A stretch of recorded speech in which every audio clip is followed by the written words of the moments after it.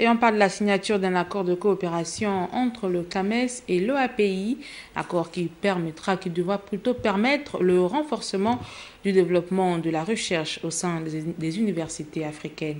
Cabrel Guillemami, Victor Mundonga.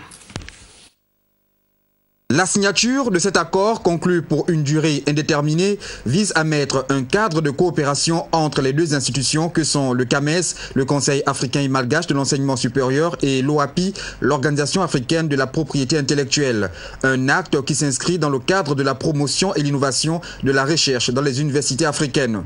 Je voudrais, au nom de l'Organisation africaine de la propriété intellectuelle et au-delà, au nom de la communauté africaine de la propriété intellectuelle, me réjouir de l'aboutissement des négociations avec la signature d'une convention de partenariat qui contractualise les rapports entre deux institutions qui présentent de nombreuses similitudes sur le plan historique, une communauté d'intérêts et une complémentarité d'action.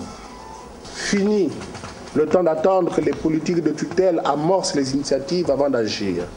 Il convient aujourd'hui, plus qu'hier, de les amener de manière stratégique et ambitieuse à le faire. Nous sommes conscients qu'aucun développement ne peut s'opérer sans une prise en compte efficace de la recherche.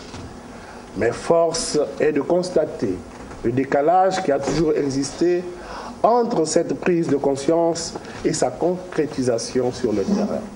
Aussi, faudrait-il passer du verbiage à l'action, de la conceptualisation à l'opérationnalisation, en tenant compte des urgences en matière de développement déclinées dans les différents plans nationaux des politiques qui nous dirigent. Un outil précieux pour des réponses synergiques aux défis du développement, la signature de cette convention amorcée depuis 2013 reflète donc l'aboutissement d'un engagement mutuel entre les deux institutions. Une occasion idoine pour attirer les regards éminents des enseignants et chercheurs des universités africaines sur la propriété intellectuelle qu'ils côtoient au quotidien, parfois